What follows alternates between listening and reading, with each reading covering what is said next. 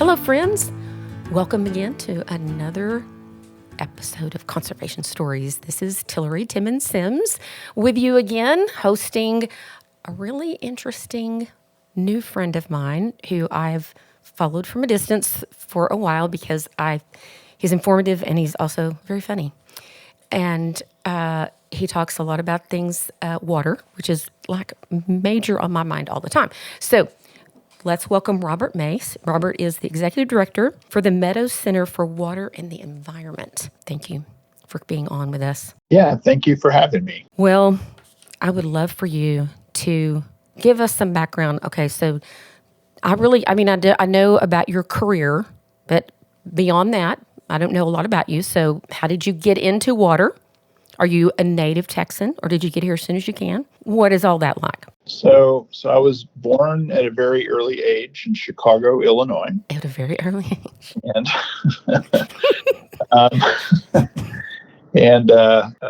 so I was, but I wound up growing up in rural Illinois. Okay, your farm. And I got interested in rocks, and I was good at math, and so that led me to pursue a degree in geophysics. And I thought I needed to go where the rocks were, so I wound up going to New Mexico Tech in Socorro, New Mexico. Oh, that's where the rocks are. Yep, that's where the rocks are. It doesn't have all that icky green stuff growing all over them that you have in Illinois. And then, the loose plan at that point was, go get a job as a geophysicist. And most geophysics jobs are in the oil and gas industry. But while I was working on that degree, I had decided, I wasn't feeling it for oil and gas and got more interested in water. And so to a certain degree, my haircut kind of gave me my first job in water. I was in a goth electronic band at the time. Oh my God. So listeners. Okay, I can picture it. Okay, yeah, no, I can't. Okay, this go is ahead. A true story. This is a true story. If you're familiar with the band The Cure and Robert Smith, my hair looked like that. I wore eyeliner, wore black all the time, and I really wanted to get a job. I was washing dishes in the cafeteria, and I really wanted to get a job in a water lab, even though I already had my hands in water washing dishes. and so I was complaining to a friend about this, and I said, "Who's going to hire me with this crazy hair?" And he goes, "Well, there's that lady on campus that has crazy hair, grad student. Figure out who she works for, and maybe get a job there. Because if that professor hired her, then maybe she'll hire you." Oh my and so she turned out to be in the hydrology department. And then I took a look, and sure enough, the professor had a job posted for an undergraduate, and I went to my interview in full goth regalia, and I got the job. Oh my gosh! And some of the listeners might know it's Daniel B. Stevens, and he has a consulting firm that still exists today and has a presence in Texas. And by that point I was in. I was like, I really liked the topic and the people involved, and so I hung out, got a master's degree in hydrology, and then came to Texas. Followed a girlfriend here. She's now my wife. Oh, how about that? Got a PhD at University of Texas. I'm still into electronic music. I play an instrument called the theremin. It's electromagnetic, and you play it by waving your hands around it. So it's a perfect instrument.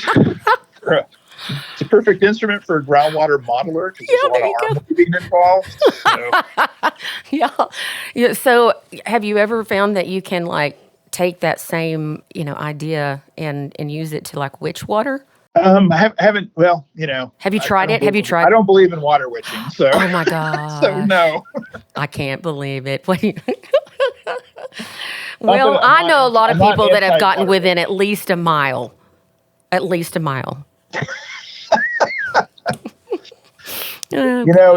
odds are in your favor when you're a water witch. Well, especially if you're over the Ogallala Aquifer, you know what I'm saying?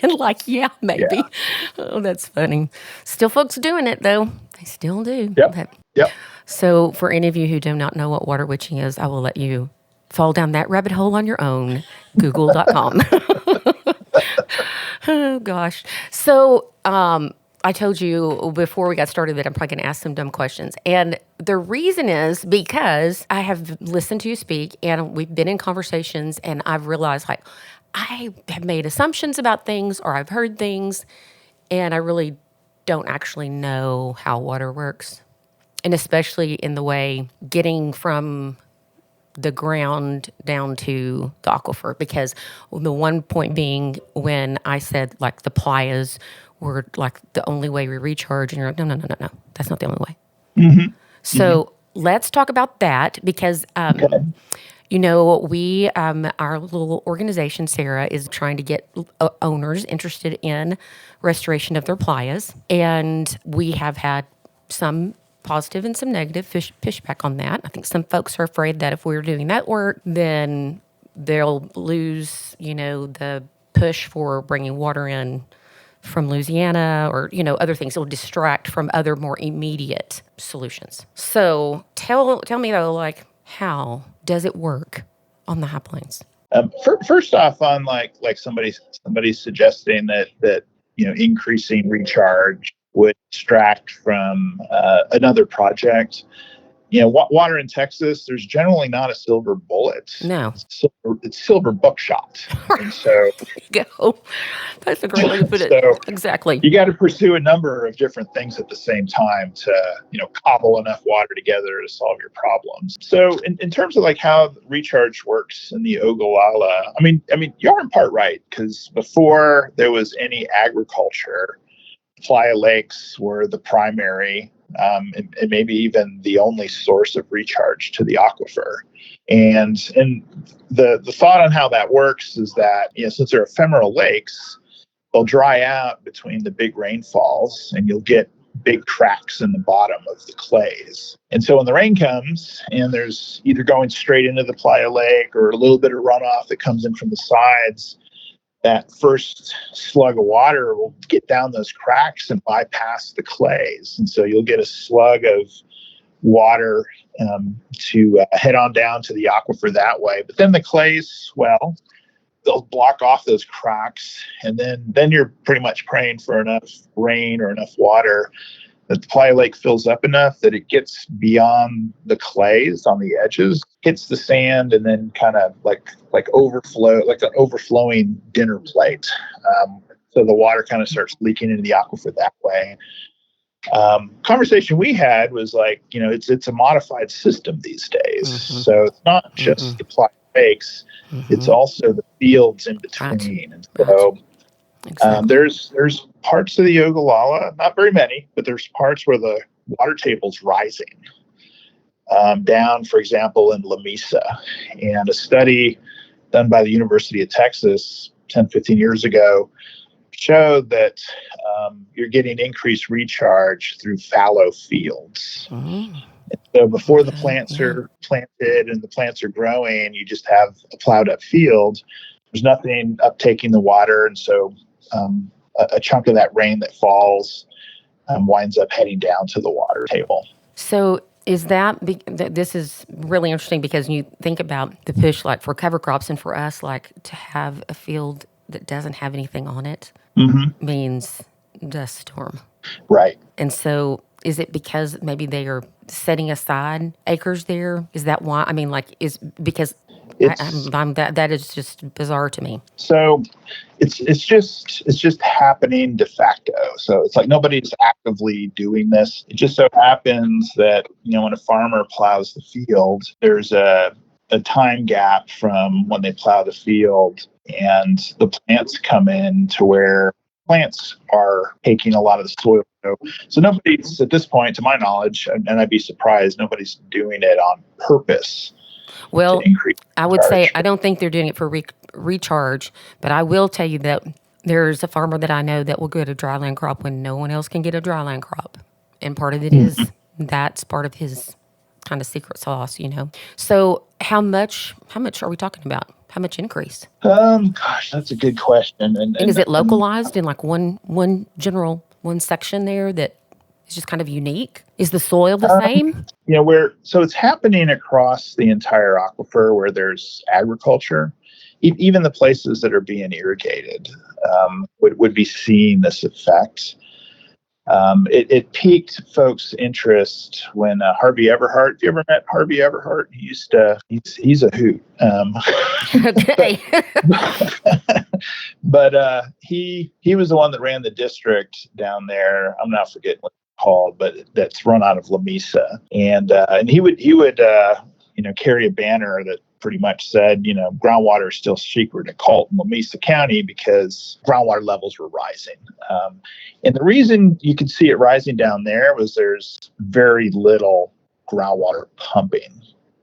In fact, the water levels have risen so much that folks can, in certain areas can now irrigate with the Ogallala, where before there wasn't enough saturated thickness. So, but I don't recall off the top of my head like how much more. Right. The recharges. Right, and that explains a lot right there, because I was thinking that you were saying like they're irrigating and it's rising, but it's recharging, but they're not.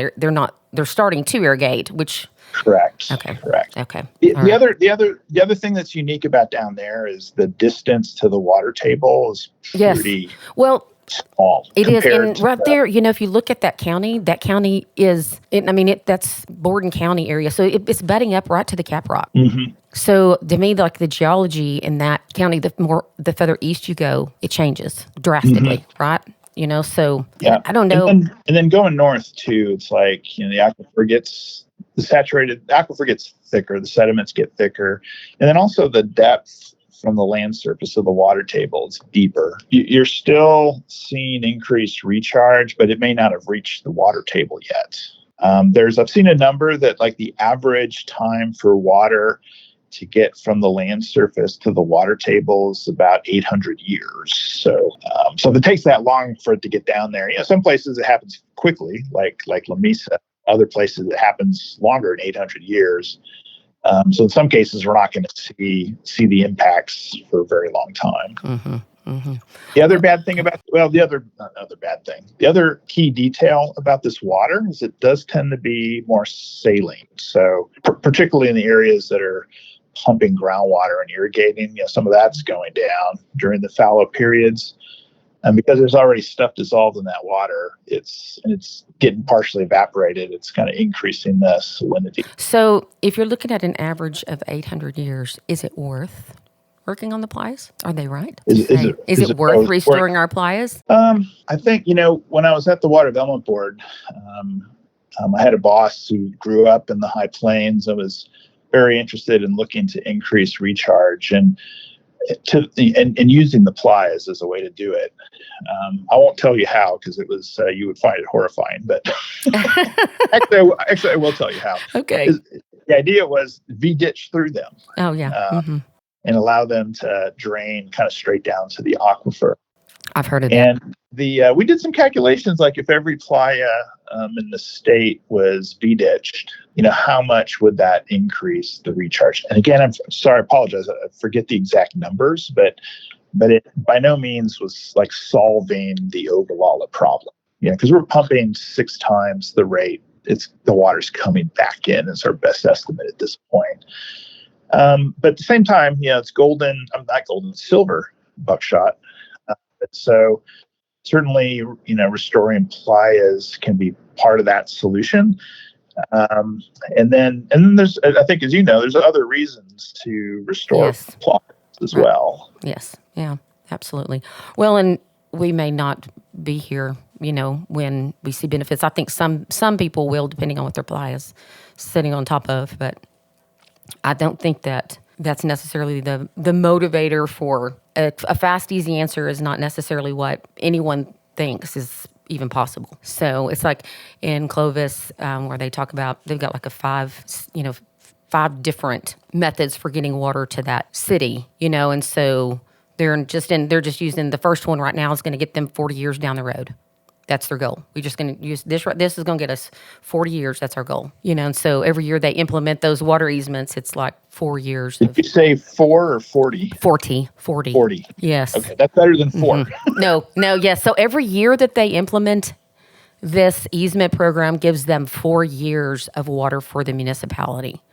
So for Cannon and for Clovis. So Yeah, it's kind of a 4-to-1 return. So that's their, plan is, and that gets us down far enough down the road to have, worked this next part of the plan. So basically, it rains and then the water goes slowly back down. Where there's no grass, it goes faster. Where there's no plants or anything to take it up. Not so much faster as it gets past the plant. So it's like you're Gotcha. It's like you're trying to sneak past the bouncers. Okay. Gotcha. Okay, so yeah. Plants act as bouncers. Like on a statewide basis, 86% of all the rainfall that falls on the state gets taken up by plants and put back up into the atmosphere. So out of every 100 gallons that falls out of the sky, 86 gallons get taken up by the plants and put back up into the atmosphere. Some of that's also direct evaporation from the soil surface. And so that's why the plants act as bouncers for the water molecules. Okay, but that also is part of the cycle, because then eventually that's what comes back in the form of rain. Yes. Yeah. Okay. It's not a bad thing. Right. It's just a thing, right? It's a kind of a fact of how the system works. So then you have 14 gallons left to work with. And usually, and again, on a statewide basis, maybe 1.5 gallons makes it past the root zone and heads on down to the aquifer. And so when you plow a field and it's fallow, you've gotten rid of the bouncers, so you can just kind of head right in. Right, but you've also got rid of what makes that transpiration that causes more rain. Right. Right. Yeah. Is that correct? Yes. Yeah, that's correct. You impact that cycle as well. It's a temporary thing, right? Because farmers planting something. Right. Yes, sure. And that's why, it is a temporary. Well, and there's a lot of push right now for people to do cover crops. And, when you're doing that, you're actually preventing, you're actually actively putting bouncers in to keep those bouncers there. Right. But I'm not proposing that, we plow up the high plains and let it sit, because there's other reasons to, plant cover crops. Exactly. The dust storms or nutrients and things like that. Yeah. I mean, it just goes back to that whole, nothing has no consequences. Everything has some kind of consequence. And how impactful we are as humans, even when we're doing the best that we can, we are making an impact, thinking through how do we balance. We like to say, quoting my friend Mike Hightower, who you may know, I don't know, New Mexico. Yeah. Okay, Mike. So he said recently, sustainability is a word no one can define. Stewardship is a verb, and it makes you responsible. And I like that. So that's what I think about. It's like, how do we steward what we have, in the best way possible? So I am at a 5th grade level on how water gets back to the aquifer. It's all about Willie Nelson and the bouncers. Okay, I'm going to remember. Okay, so now give me a 5th grade education on the Water Development Board. Can you do that? Like a history of this? Because what I have found is there are a million different water organizations in Texas, and it is hard to know who's doing what and why. Yeah, there's a lot. So the Water Development Board, as you mentioned, it's a state agency. It was created after the drought of the 1950s, which remains the state's worst drought of record as measured on a statewide basis. It scared the hell out of the legislature, and so in response, they created the Water Development Board, and its primary purpose, and even today, its primary purpose is financing water projects. So the Water Development Board is a bank that provides low interest or lower interest loans to ensure we have enough water for the future. The board also coordinates the state and regional water planning process. So the board puts out the state water plan and provides funding to the 16 regional water planning groups across the state to look at our current supplies, how much are we going to need, what are we going to do to get more water. And then the part I worked for when I was there was the science section. So the board for a very long time has been collecting data on the surface water and groundwater resources, provides technical support for water planning, develops the groundwater availability models. But I was shocked, like as a hydrogeologist, when I went to go work for the board, all I knew was the the hydrogeologic side of things. And I was a bit shocked to get there and go, wait a minute, this is a bank. Yeah, yeah, There's a lot of bean counters there. yeah, right. And I know, like, I've heard a certain politician refer to like the fact that like we've had this, but we haven't really funded it well enough to implement a lot of the things. And some of the ideas too, like that are probably more modern and ideas that need to be tried can't get funded because they're not already part of the plan. So, I don't know. I've seen, and I'm not, pointing fingers at anybody, but I'm just like, I feels like sometimes you create an agency to address a problem, and sometimes it becomes this monster of its own, and you wind up funding the monster as much as you are actually, creating the answer to what we need. Well, yeah, and I'm a homeboy on this, right? Because I worked there for 18 years, so take that into account on what I say. But in the board's defense, they're non-regulatory, and the legislature is also, I would say, cautious about telling people what to do. Oh yes, for sure. So Mm-hmm. so the planning process, is at this point, didn't always used to be that way.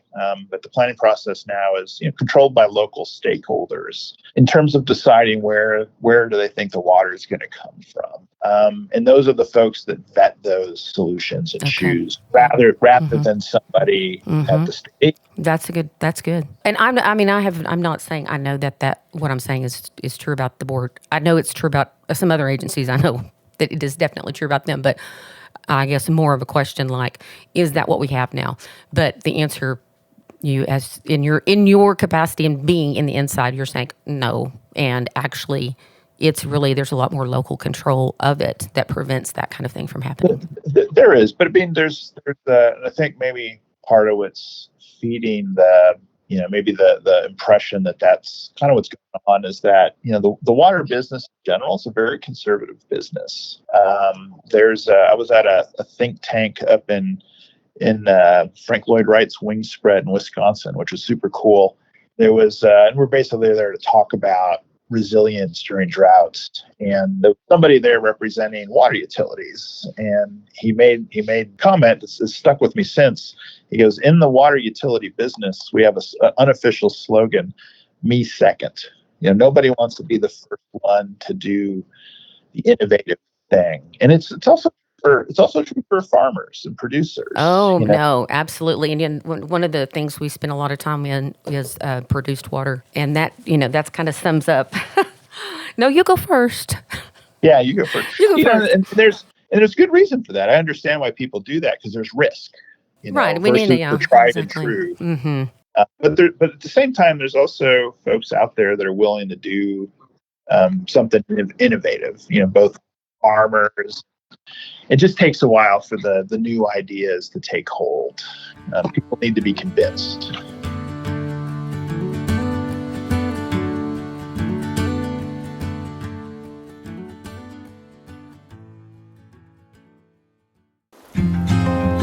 Out here on the Texas plains, water is everything, and there's a resource that's as vital as it is fragile: our Playa Lakes. These lakes are nature's reservoir, catching rainwater to recharge our aquifer and provide lifelines for wildlife. But now they need our help.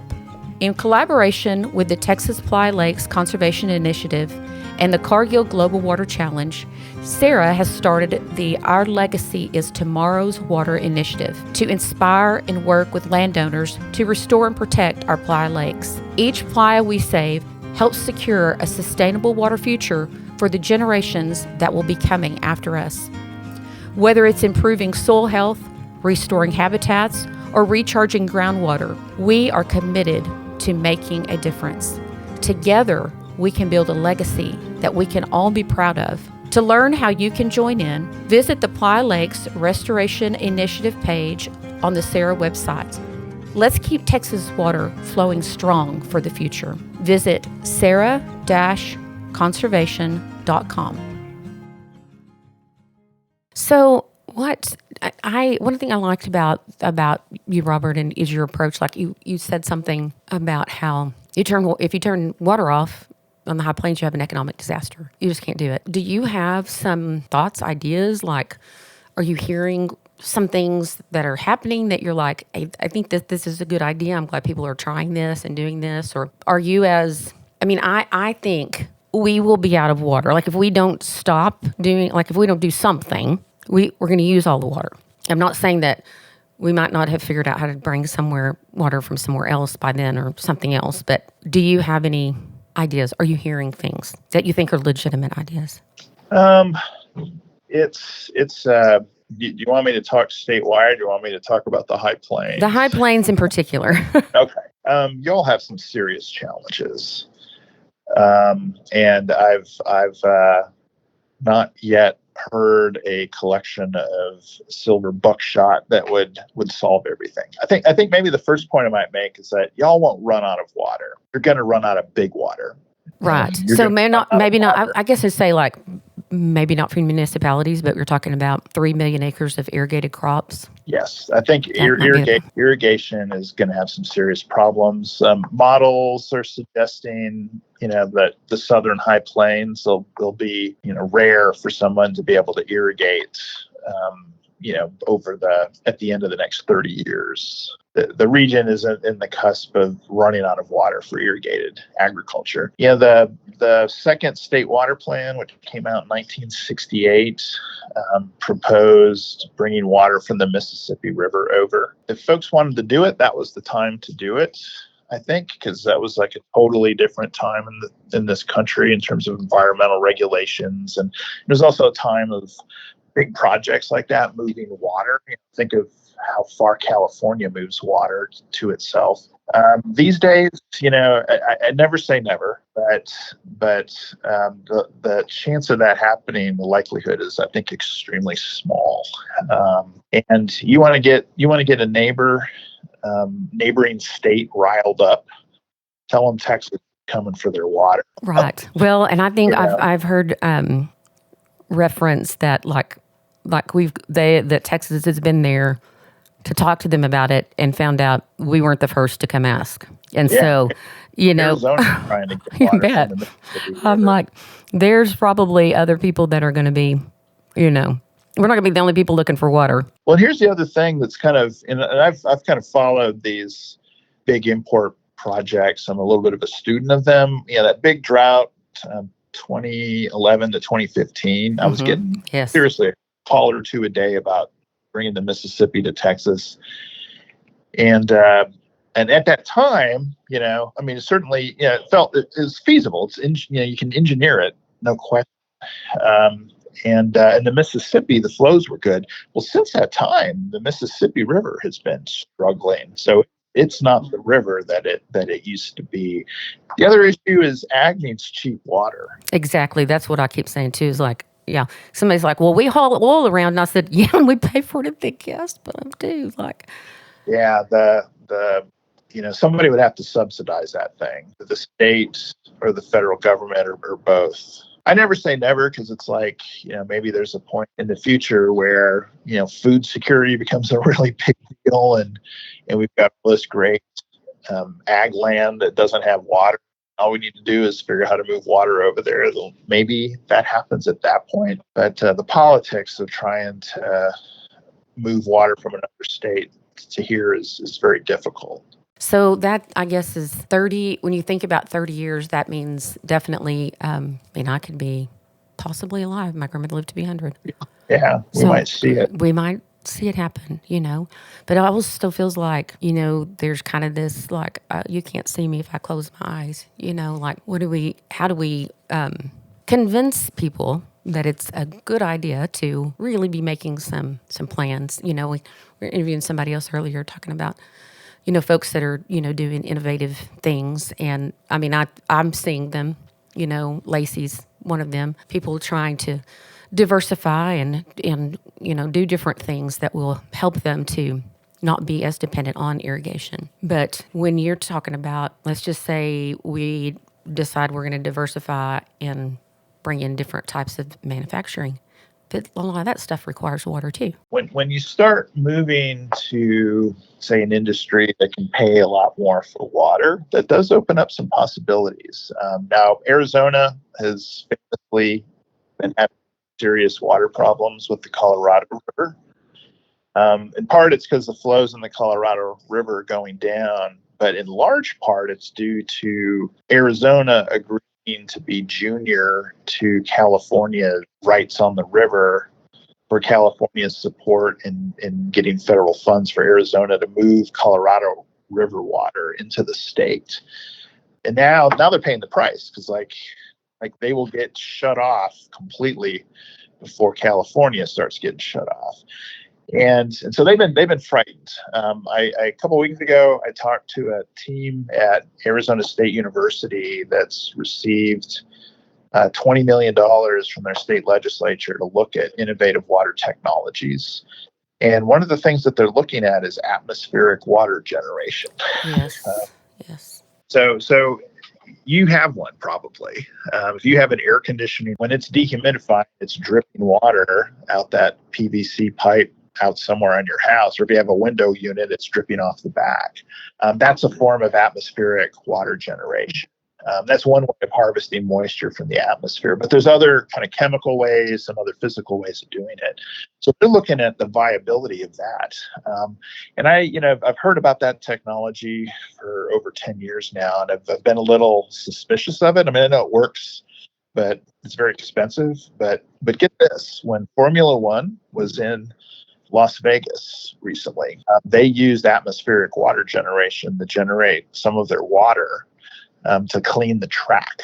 And so if you can do this in freaking Las Vegas, right? Yeah. you could do it. You could do it anywhere.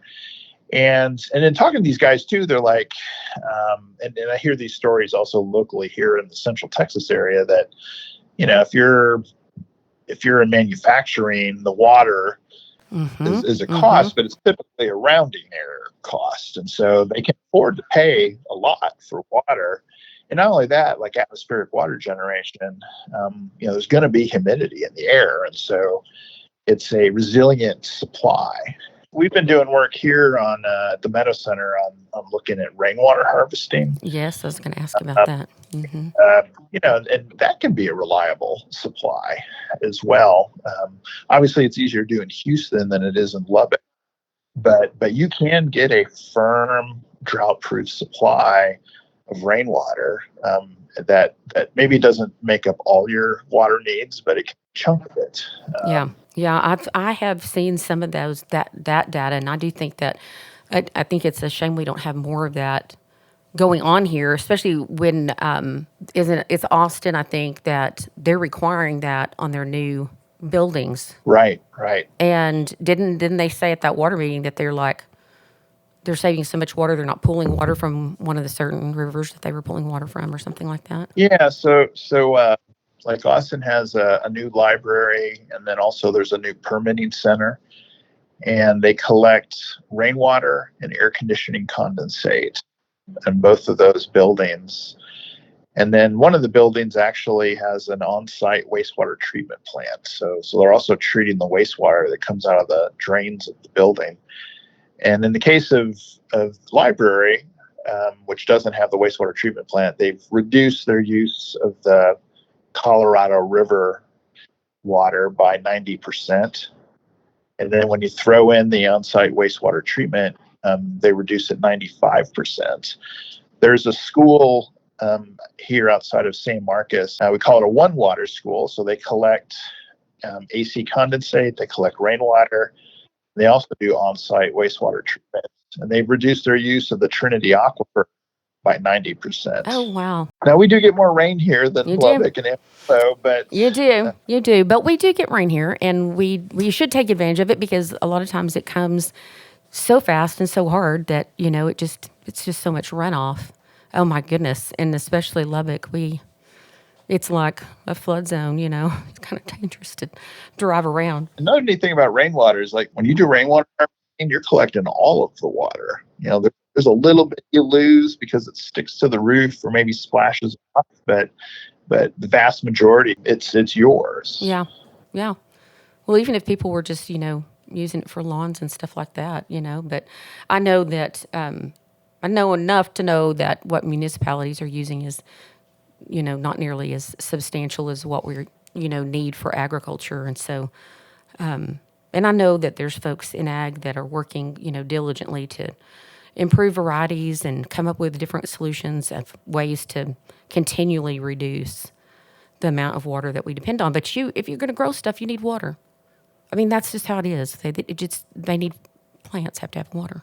They do. Okay, so here's a question for you. Cloud seeding.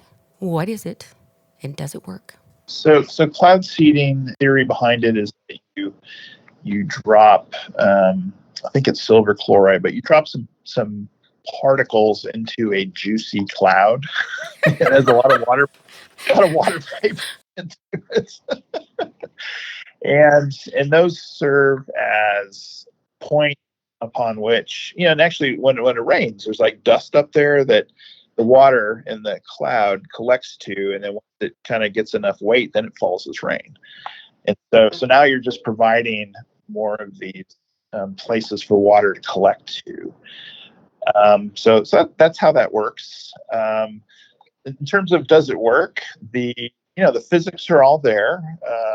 And up until recently, I would have told, like, if you'd asked me this question a year ago, I'd have been like, there's no scientific data that shows that it's doing much. However, there's some recent work out of Colorado that is showing. Theoretically, it should be doing it. But a lot of times, these projects don't quite test the methods in a scientific way. Well, I will tell you, I did watch this last Twister movie with my son. And they were apparently, destroying tornadoes by shooting some kind of explosive or something up into them. So now we've seen it in the movie, so we know for sure it can happen. Well, thank you so much. Let me ask you something. Is there something you want people to know about water in Texas?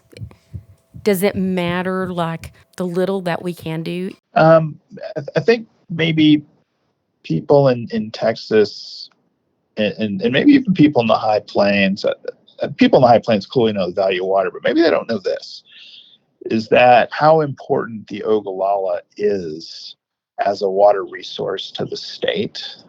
Ogallala is something like 64% of all the groundwater that's pumped in the state. And we have 32 aquifers, major and minor aquifers, and 9 major ones. And the Ogallala is alone 64%. And not only that, when you look at all water resources in the state, including rivers and reservoirs and lakes, the Ogallala is 40% of the state's water supply. So although clearly this is an issue for the high plains and the farmers and some of the communities, but this really is a statewide issue as well, because when the Ogallala is and it has been drying up, but when it gets to the point that irrigated agriculture is devastated south of Amarillo, that has economic consequences for the state as a whole. Absolutely. Well, yeah, and also places that are already trying to get water from other sources and bringing those in, like, to know that that's for the amount of water that we have here for municipalities is meaningful.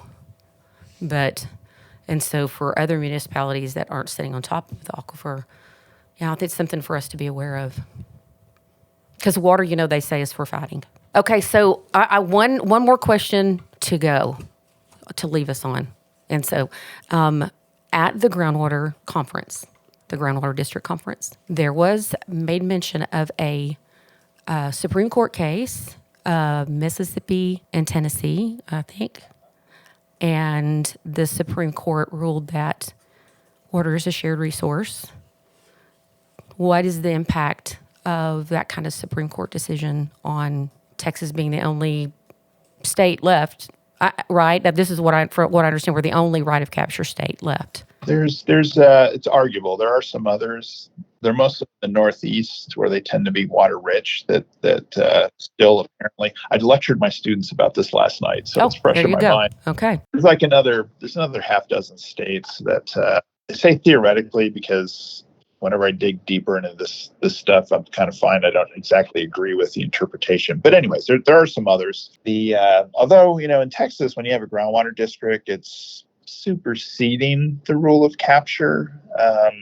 So there is a chance at least of changing rule of capture in that case. But back to the U.S. Supreme Court case. Yeah, this was a case where I'm trying to think of what the city is, but city in Tennessee that borders up on Mississippi. Big, huge cone of depression. Lowered water levels due to their pumping that crossed state line, and Mississippi was suing for pretty substantial damages for them capturing their water. And I'm not an absolute expert on this case, so my interpretation of what the court said was that it kind of remanded it down to the lower courts, but the court suggested that if it came back to them, that they would kind of do a fair allocation of the water. Kind of similar to what they do when there's fights between states on surface water. And so that would be, the federal courts adjudicating shared groundwater resources between states. And that's the first time that they've indicated that they would do that. Okay. Yeah, because I looked it up and started just kind of reading through what I could find online. There's like 15 pages of that. I took from it they had to share it equally. What's interesting is generally the federal government has stayed out of groundwater type stuff. So, and there's a number of Western states, Texas included, that's you don't want to be inviting the feds to come in and settle these things because it kind of opens up the door perhaps to, federal control or partial control of these aquifers. Mm-hmm. Yeah. Okay. Well, interesting. I'm not even a lawyer, but we will have a water lawyer on this podcast. Okay, good. Ask them. We'll ask them and see what they think. I'm probably 20% full of crap on that answer. Keep that in mind. Expert on water, but not the law. That's funny. Well, Robert, thank you very much. I appreciate it so much. And thanks for educating us and on the importance of water and increasing my third grade understanding of our water cycle, but also just the importance of really how vital this area is, not just for us, but for the entire state. Well, thank you for all that you do, and I'm so glad that we got to meet each other, and it's good to know you. Fun. It's been fun. It has been. Well, friends, thank you for joining us for another episode of Conservation Stories. Look forward to visiting with you and other friends again next time. If you would do us a favor, rate and review, share. It's a free thing that you can do, but you contribute to us by doing so. Appreciate it very much.